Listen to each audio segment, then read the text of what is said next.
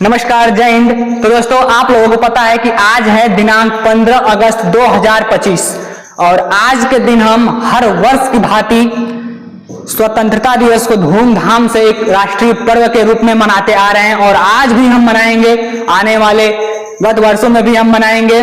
तो मुझे आशा है, मुझे उम्मीद है कि आप लोग जहां भी हैं पूरे भारत वर्ष के अंदर आप लोग अपने परिवार के साथ, अपने शिक्षकों के साथ, दोस्तों, भाई बहनों के साथ इस पावन पर्व, इस राष्ट्रीय त्योहार को अच्छे से धूमधाम से सेलिब्रेट कर रहे होंगे। तो दोस्तों, आप सभी को मेरे तरफ से और मेरे माता पिता के तरफ से पूरे भारतवासी को इस स्वतंत्रता दिवस राष्ट्रीय पर्व की अनंत शुभकामनाएं एवं हार्दिक शुभकामनाएं।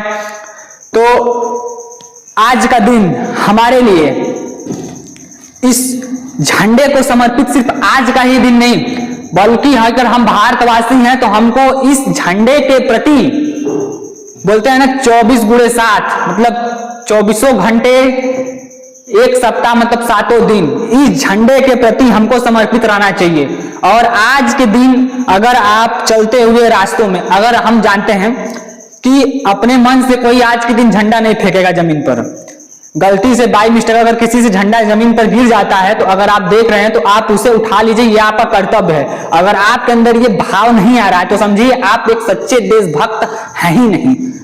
अब हम बता रहे हैं, आपके लिए नहीं, कोई भी हो, किसी के लिए भी अगर इस झंडे के प्रति अगर सम्मान भाव का, प्रेम भाव नहीं है तो उसको चुल्लू भर पानी में डूबकर तुरंत बहिना मर देना चाहिए। उसके लिए एक नरक से भी बेहतरीन नरक बनाना चाहिए, मरक एकदम। इसमें 1947 में हमारा भारत अंग्रेजों की गुलामी से आजाद हुआ। अब हमारे भारत के क्रांतिकारी वीरों ने अगर इतनी मेहनत नहीं की होती तो हम आज जो खुली भारत में सांस ले रहे हैं, हम जो टेक्नोलॉजी का उपयोग कर रहे हैं, अपने मन से संविधान के अनुरूप चल रहे हैं, शायद आज ये संभव नहीं हो पाता। तो मैं आज हाथ जोड़कर उन महान वीरों को भी, उनकी आत्मा को शांति प्रदान करना चाहूंगा कि वो जहां भी हैं भगवान उनकी आत्मा को शांति प्रदान करें। मैं और हम लोग, आप लोग, पूरे भारतवर्ष उन्हीं लोगों की वजह से आज चैन की नींद सोते हैं, खुली वातावरण में जीते हैं। तो हमें ऐसे महान वीरों को और भारत माता के सपूतों को सलामी देना चाहिए, बल्कि हमको भूलना नहीं चाहिए। और आज हम इस प्यारे तिरंगे के बारे में कुछ कॉन्सेप्ट एंड कुछ फैक्ट्स बताने वाले हैं जो कि आप लोगों को शायद ही पता हो। अगर आप भारत में रहते हैं, अगर आप भारत के नागरिक हैं तो आप जरूर इसका पालन करिएगा। सबसे पहले तो हम जानते हैं कि हमारे इस झंडे को भारत में 22 जुलाई 1947 को अपनाया गया। अब सिर्फ देखिए, भारत में झंडा पहली बार, भारत के झंडे को 1904 में बनाया गया था।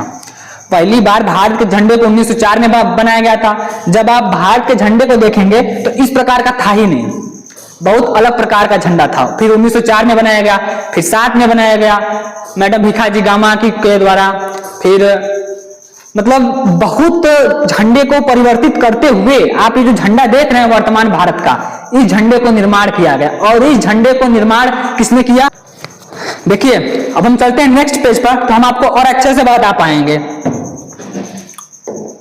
देखिए, ये जो हमारा झंडा है इसको सबसे पहले पिंगली वेंकैया ने बनाया था। पिंगली वेंकैया ने बनाया था, पिंगली वेंकैया। और इन्हीं के सम्मान में हम हर वर्ष 2 अगस्त को, हर वर्ष 2 अगस्त को पिंगली वेंकैया जयंती के रूप में मनाते हैं। पिंगली वेंकैया जयंती के रूप में 2 अगस्त को मनाते हैं, ठीक है। और हमारे भारत देश के तिरंगे की लंबाई और चौड़ाई का अनुपात, लंबाई और चौड़ाई का अनुपात ध्यान से सुनिएगा। अगर आप ध्यान से देखते हैं तो आपको कॉम्पिटिटिव परीक्षा में जीके जीएस से पूछने वाले प्रश्न भी अगर तिरंगे से संबंधित है तो इससे बाहर आई थिंक कुछ आएगा भी नहीं, अगर आप ध्यान से देखते हैं तो। तिरंगे का लंबाई और चौड़ाई का जो अनुपात है बाबू, कितना है? 3:2। अगर कहीं पूछ दे, बताओ भैया चौड़ाई और लंबाई का अनुपात क्या है, तो 2:3। ठीक है, क्लियर है। अगर पूछ दे तिरंगे का लंबाई और चौड़ाई का अनुपात क्या है तो 3:2। चौड़ाई और लंबाई का अनुपात क्या है? 2:3। ठीक है, अब देखिए इस प्यारे से तिरंगे में, इस प्यारे से भारत के तिरंगे में 3 रंग होता है। ऊपर तो केसरिया, बीच में सफेद, नीचे हरा। ऊपर केसरिया, बीच में सफेद और नीचे हरा।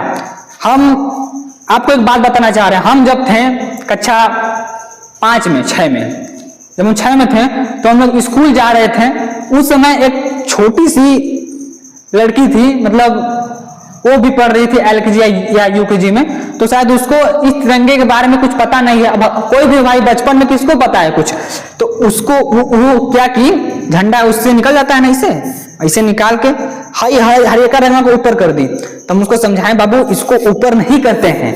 एक तो वो कहीं कहें तो हम उसको समझाएं कि ये बताओ कि हरियाली जब भी होता है नीचे रहेगा कि आसमान में रहेगा? तो वो करिए नहीं नीचे। हम कहें हाँ, तो इसीलिए हरे रंग को झंडे में हमेशा नीचे लगाते हैं।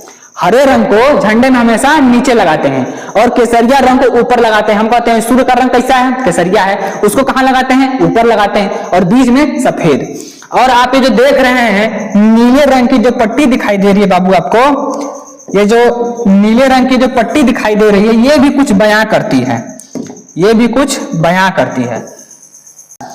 हम आपको बता दें कि जो केसरिया रंग है, केसरिया रंग साहस और बलिदान को दर्शाता है, और जो सफेद रंग है ये सच्चाई और शांति का प्रतीक बताता है कि हमारा भारत बहुत ही एकदम सच्चा देश है, शांति से है, किसी से लड़ाई झगड़ा मारपीट नहीं करता है। लेकिन अगर जब कोई मारेगा तो छोड़ेंगे नहीं, इतना है। लेकिन यहाँ पे नीचे हरा रंग है, ये हरा रंग हरियाली को संबोधित करता है कि भारत में हमेशा एकदम हरियाली बनी रहे, कि एकदम कभी भी सूखा ना पड़े।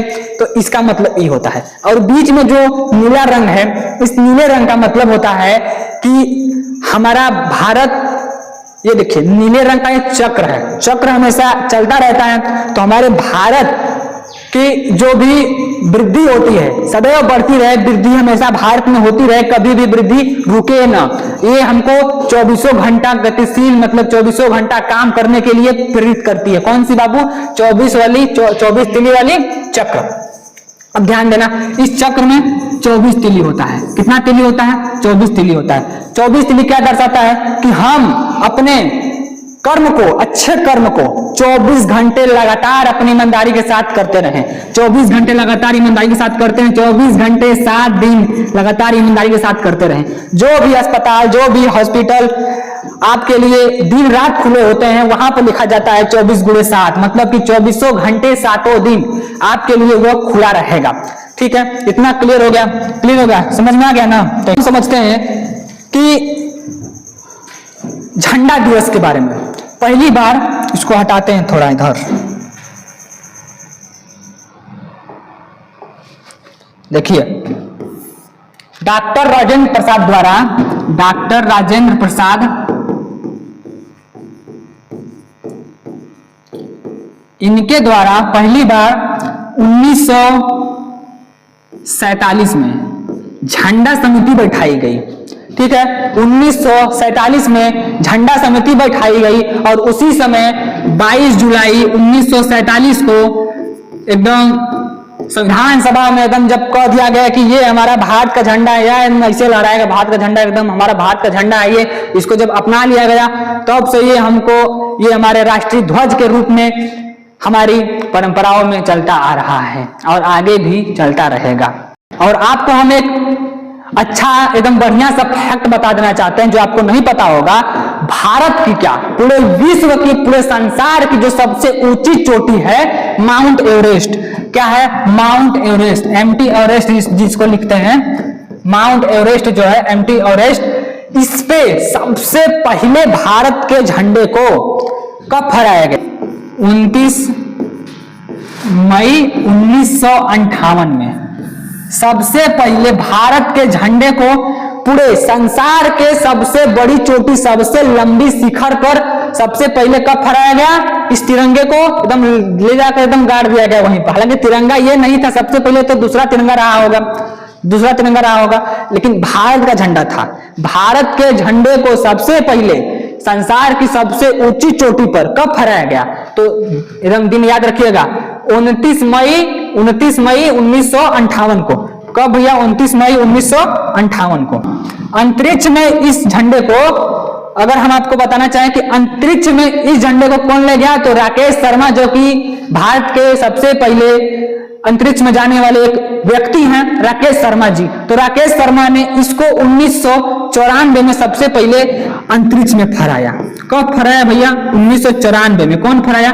राकेश शर्मा। इनके लिए भी एक सैल्यूट होता है, राकेश शर्मा, ठीक है।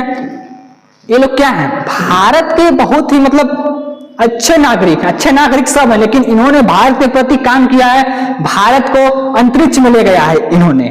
तो हम इनको सदैव याद रखेंगे और हमारी आने वाली पीढ़ियां भी इन्हें याद करेंगी। और इस झंडे को लाल किले पर फहराने वाले सबसे अधिक बार प्रधानमंत्री कौन है? मतलब इस तिरंगे को सबसे अधिक बार लाल किले पर किसने फहराया है? तो पंडित जवाहरलाल नेहरू ने। पंडित जवाहरलाल नेहरू ने इस तिरंगे को सबसे ज्यादा बार फहराया है। कहां पर? लाल किले पर। कौन फहराया है?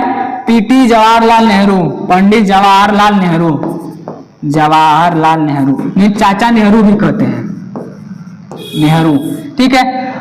कितने बार फहराया है? 17 बार फहराया है। 17 बार इन्होंने झंडा फहराया है लाल किले पर। और भारत के पहले प्रधानमंत्री कौन थे? पंडित जवाहरलाल नेहरू ही थे।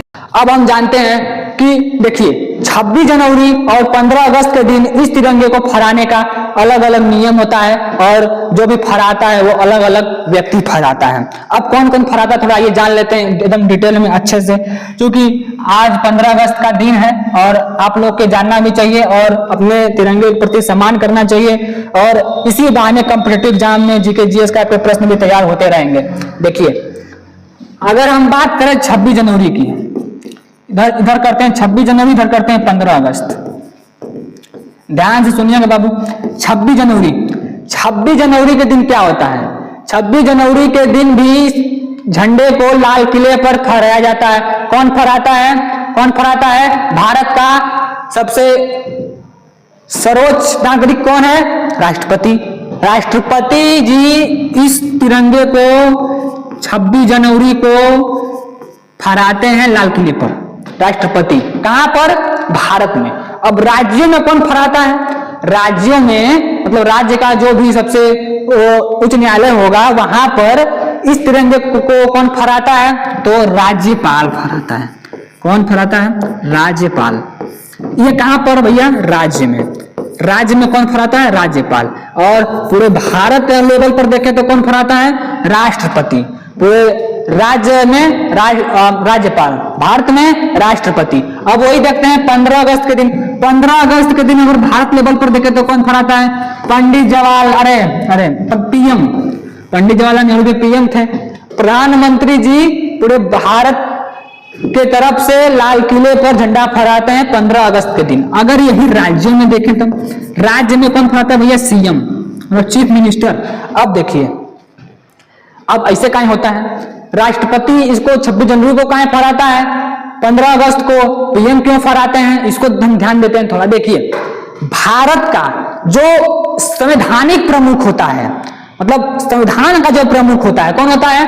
राष्ट्रपति होता है। इसलिए 26 जनवरी को हम जानते हैं यहाँ पर हमारे इस दिन को हमारा भारत का संविधान लागू हुआ था, इसलिए भारत में 26 जनवरी को राष्ट्रपति झंडा फहराते हैं, ठीक है। और 15 अगस्त के दिन लाल किले पर प्रधानमंत्री झंडा फहराते हैं, क्योंकि एकदम राजनीतिक जो प्रमुख होता है, पूरे भारत का जो राजनीतिक प्रमुख होता है प्रधानमंत्री होता है, इसलिए फहराया जाता है। और इसका एक रीजन यह भी है कि पहली बार झंडे को राष्ट्रपति नहीं फहराए थे, पहली बार झंडे को प्रधानमंत्री ने फहराया था। और वो प्रधानमंत्री कौन थे?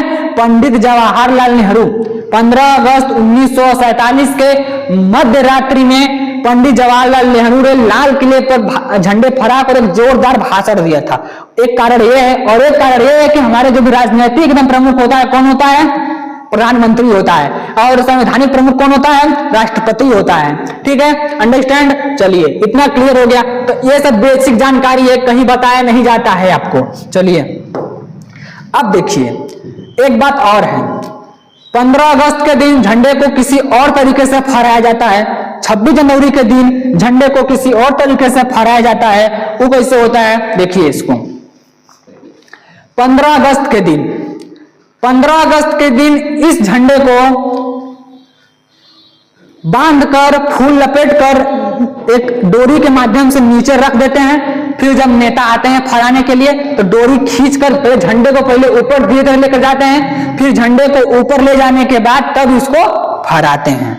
ठीक है, तब इसको हम फहराते हैं। कब होता है ये, 15 अगस्त को। ये कब होता है बाबू, 15 अगस्त को होता है। ये होता है 15 अगस्त के दिन, 15 अगस्त को, 15 अगस्त को। अब 26 जनवरी को क्या होता है, 26 जनवरी के दिन हमारा तिरंगा झंडा ऐसे ऊपर लगा हुआ होता है, बस नीचे से हम डोरी खींचते हैं तो ये फहर जाता है। मतलब झंडा हमारा ये लहरा रहा है, ऐसे ऐसे झंडा ये लहरा रहा है, ऐसे ऐसे। 15 और 26 जनवरी के दिन हम ऐसा काहे करते हैं बाबू, ध्यान देना थोड़ा।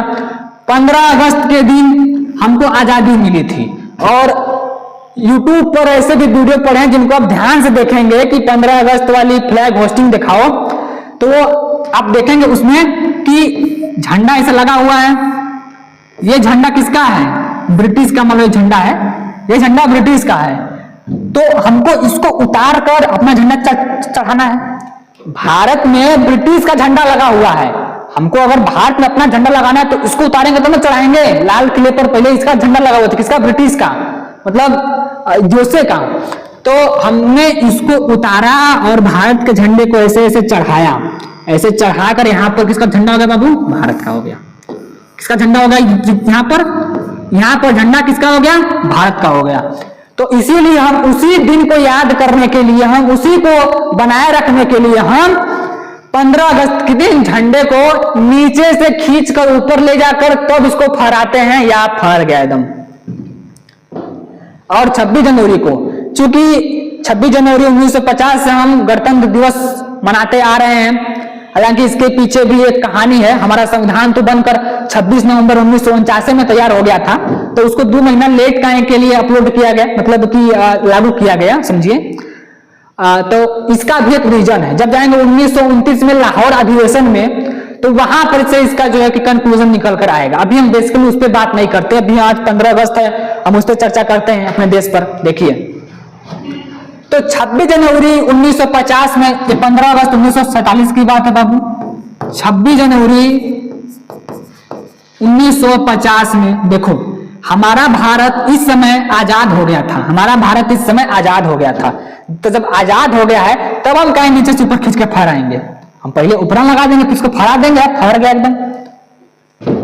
ठीक है, तो इसलिए हमारा ये नियम है। ठीक है, तो इसको आप लोग ध्यान रखिएगा। और देखिए, जब हम कोई आंदोलन करते हैं, जब हम कोई मार्च निकालते हैं, तो उसमें हम क्या करते हैं, हमको इस तिरंगे झंडे को पकड़ने का कुछ और नियम होता है। आपका जो दाहिना हाथ है वो हाथ आपका ऊपर रहता है, जो बायां हाथ है वो हाथ नीचे रहता है। फिर हम इसको लेकर के ऐसे इस प्रकार से हम इसको चलते हैं, इस प्रकार से हम इसको चलते हैं। कब, दांडी मार्च में चलते हैं। आंदोलन जब हम कोई करेंगे, अब देखिए, जो आदमी झंडे को ऐसे पकड़ा है वो एकदम आगे आगे चलेगा, इन्हें ऐसे पीछे पकड़ के ऐसे चल रहा है, नहीं, ये नियम नहीं है। इसको पकड़ कर ऐसे एकदम आगे चलेंगे, ऐसे एकदम पकड़ सीधा एकदम ऐसे चलेंगे एकदम आगे। ठीक है, देखिए, ये नियम हो गया। और आप कभी भी हम अपने तिरंगे झंडे को इस प्रकार से ऐसे नहीं कर सकते हैं। ठीक है, लेकिन देखिए, इसके पीछे एक और भी नियम है।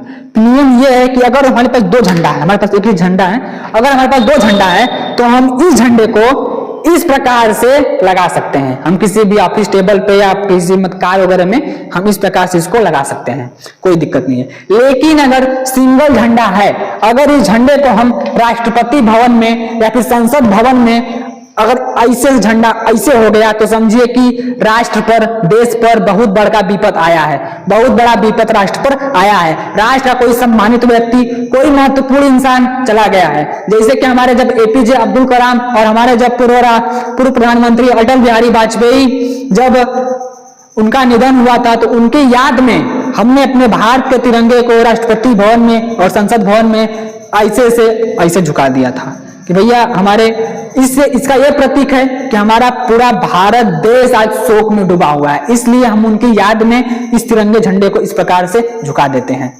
और देखिए, कभी भी सड़क पर जब चलते रहिए, अगर देखिए ऐसा तो कोई करेगा नहीं कि अपने जानबूझ से अपना झंडा गिराएगा, जानबूझ कर झंडा कोई फेंकेगा नहीं 15 अगस्त। अगर वो फेंक रहा है तो वो सबसे बड़ा पापी आदमी है, उससे बढ़कर आतंकवाद पाकिस्तान भी नहीं है, ठीक है। सबसे बड़ा वो पापी आदमी है जो झंडा फेंक रहा है इसे। अगर आप देख रहे हैं कोई कि झंडा कोई जमीन पर गिरा हुआ है, आप उसको उठा लीजिए, उठाकर झंडे को प्यार से अपने कहीं भी लगा दीजिए अच्छे से, या फिर अपने पास इसको रख लीजिए, ठीक है।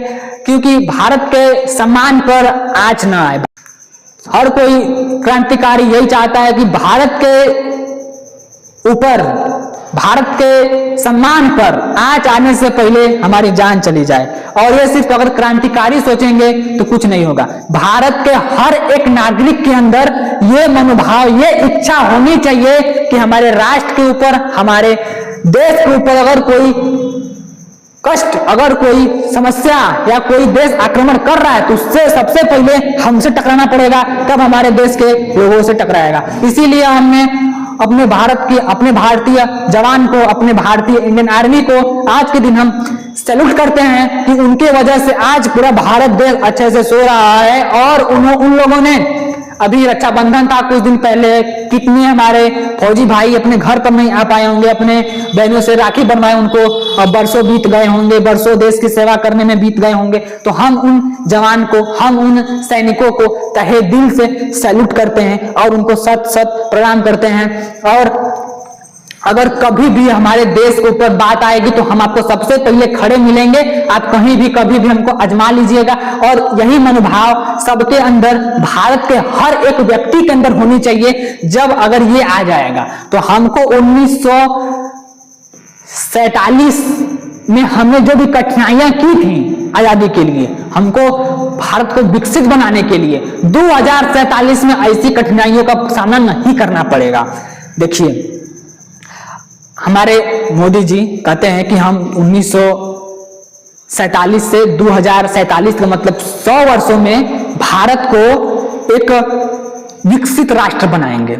ये संभव नहीं हो पाएगा। हमको जहां तक लगता है कि संभव तो नहीं हो पाएगा, क्योंकि आए दिन ऐसी घटनाएं भारत में हो रही हैं कि 2047 तक विकसित भारत का, विकसित राष्ट्र का सपना देखना अच्छी बात नहीं है।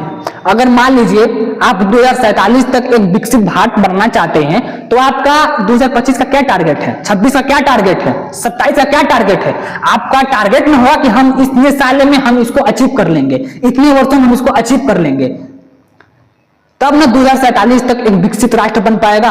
आए दिन किसी दिन एसएससी का पेपर लीक होगा, किसी दिन एसएससी प्रोसेस होगा, तो किसी दिन बीपीएससी का होगा, किसी दिन यूपी लेखपाल का होगा, किसी दिन यूपी पुलिस का होगा, यूपीएसआई का होगा। ये सब कैसे हो रहा है? ऐसा सुरक्षा लगाना चाहिए एकदम कि सब एकदम पेपर हो, किसी को पता ना चले। लेकिन आज क्या हो रहा है, पेपर सेंटर पर पहुंचने से पहले सेंटर चेंज, पेपर सेंटर पर पहुंचने से पहले पेपर लीक, ये सब। देखिए, हम बता रहे हैं कि 2047 तक जितने भी नेता हैं उनमें से शायद 2-3% लोग जिंदा रहें। और हमको भारत को विकसित राष्ट्र बनाने के लिए वो मेहनत हम लोग को करना पड़ेगा, क्योंकि उन लोग रहेंगे नहीं। उन लोगों ने बस रच दिया है कि 2047 तक हमको भारत को विकसित राष्ट्र बनाना है, फिर बाकी उनका बोझ हमारे ऊपर आया है तो हमको इसको निभाना पड़ेगा, हमको इसको कर कर दिखाना पड़ेगा। और इसको करने के लिए पूरे भारत के लोगों को एकजुट होकर समर्पित होना पड़ेगा कि हमको भारत को एक राष्ट्र बनाना है। सबसे पहले भारत के झंडे को अंतरराष्ट्रीय स्तर पे मैडम भीखाजी गामा ने फहराया था। सन 1907 में फहराया था, जब हम अंग्रेजों के गुलाम थे, जब भारत के झंडे को कोई जानता नहीं था। जब फहरा दिया गया तो करे किसका झंडा है जी, तो करेगा जी भारत का झंडा है, भारत एक देश है। तो हम उस एक महान औरत को हम सैल्यूट करते हैं। ऐसे औरत को अगर आज, ऐसी औरत अगर आज भारत में हो जाए तो भारत के विकसित राष्ट्र बनने में कोई भी कठिनाई नहीं होगी, कोई परेशानी नहीं होगी। भारत एक अच्छा विकसित राष्ट्र बन सकता आता है, लेकिन उसके लिए भारत के युवाओं को, औरतों को, बच्चों को, लड़कियों को, सबको एकजुट होकर अपने देश के प्रति समर्पित होना पड़ेगा। और सन 1907 में जब मैडम भीखाजी गामा ने इस झंडे को अंतरराष्ट्रीय लेवल जब जर्मनी के शहर स्टुटगार्ट में फहराया था, सबसे पहले इस झंडे को जर्मनी के शहर स्टुटगार्ट में फहराया गया था। किसने फहराया था? मैडम भीखाजी गामा ने फहराया था। और हम उस लेडी को सैल्यूट करते हैं कि ऐसी महिलाएं अगर भारत में आज हो जाए तो भारत को 2047 तक एक विकसित राष्ट्र बनने में कोई नहीं रोक सकता है, कोई नहीं रोक सकता है। लेकिन आजकल की महिलाएं अपने घर को ही संभाल ले, इतना ही बड़ी बात है। लेकिन हम सभी महिलाओं की हम बुराई नहीं कर रहे हैं, हमारी कुछ महिलाएं ऐसे भी, हमारी कुछ माताएं बहनें ऐसे भी हैं जो कि पुरुषों को बहुत पीछे छोड़कर अपने आप को बहुत निखारा है, अपने आप को बहुत तक ऊपर तक ले गई हैं वो लोग। तो मैं ऐसे सबकी बातें नहीं कर रहा हूं, कुछ भारत में ऐसी महिलाएं हैं। और देखिए बस इतना ही, अगर भारत के ऊपर कभी भी कोई बड़ा सा संकट आता है, कभी भी एकदम त्रैमाम हो गया, एकदम पूरा जलमग्न हो गया भारत, एकदम भारत पे बहुत बड़ा संकट आया है, तो हम इस तिरंगे झंडे को इस प्रकार से करके, अगर इस प्रकार से तो हम इसको इस प्रकार से झुका देते हैं। भैया एकदम पूरा भारत शोक में डूबा हुआ है, एकदम पूरा भारत जो है शोक में डूबा हुआ है इस समय। और हम ऐसा बिल्कुल नहीं, हम चाहते हैं कि भगवान जैसे हम बस सही दुआ करते हैं कि हमारे देश के प्रति, हमारे भारत मेरे देश के प्रति ऐसा नौबत कभी ना आए कि हमारे देश को ऐसे झुकना पड़े, कभी ऐसा नौबत ना आए भगवान। हमारे देश के प्रति स्पेशल ध्यान रखना, एकदम स्पेशल। और हम बता देना चाहते हैं आपको एक बात और, देखिए सुनिए, अगर भारत में अगर आप रह रहे हैं तो किसी भी अगर धार्मिक झंडे को भारतीय झंडे के साथ लगाना है, अगर राष्ट्रीय ध्वज के साथ लगाना है, अगर है तो इसके ऊपर लगाएं, तो हमारे भारत देश का जो है अपमान होगा। तो ऐसा आप बिल्कुल भी नहीं करिएगा कि कोई भी राष्ट्रीय झंडा है, लाल है, गुलाबी है, हरियर है, केसरिया है, नीला है, पीला है, जो भी है, उसको सबसे ऊपर हमारे भारत का झंडा होना चाहिए, तब उसके नीचे और भी झंडे रहेंगे। अगर आप जाइएगा विदेश में तो ऐसे नहीं कहिएगा कि हमारे भारत का झंडा ऊपर रहेगा, काहे कि हर देश के लिए अपना झंडा प्यारा है, हर देश के लिए अपना झंडा प्यारा है। तो भैया अमेरिका के लोग अपने अमेरिका के झंडे को ऊपर करेंगे, हम लोग अपने झंडे को ऊपर करेंगे, और अरे पाकिस्तान का नाम नहीं लेना है। और अगर मान लीजिए रूस के प्रेसिडेंट आते हैं भारत में, अब उनके सामने अगर उनके झंडे को भारत के झंडे से नीचे रखिएगा, चाहे किसी भी, चाहे जर्मनी के राष्ट्रपति, चाहे कहीं के भी लोग आते हैं भारत में, अगर उनके सामने अगर उनके झंडे को इस झंडे से नीचे रखिएगा तो किसी को भी तकलीफ होगा। तो हम इसलिए तकलीफ ना हो, इसलिए हम भारत के झंडे के बराबर उस झंडे को रखते हैं, क्योंकि हमारा तो लोग मित्र हो, तब मित्र को अपने साथ साथ लेकर हम चलते हैं। लेकिन अगर कोई देश गद्दारी करता है तो हम उसको बल भर कूटते भी हैं बढ़िया से, ठीक है। अब इसी को उपलक्ष्य में कि मैंने ढूंढा बहुत वो जहां न मिला, कि मैंने ढूंढा बहुत वो जहां न मिला, मेरे वतन की जैसा कोई जमीन नहीं मिला और न कोई आसमां मिला। जय हिंद, जय भारत। मिलते हैं अगले वीडियो में, तब तक पूरे भारतवासी हर्षोल्लास के साथ इस 15 अगस्त के पर्व को अच्छे से मनाएं। जय हिंद, जय भारत, टेक केयर।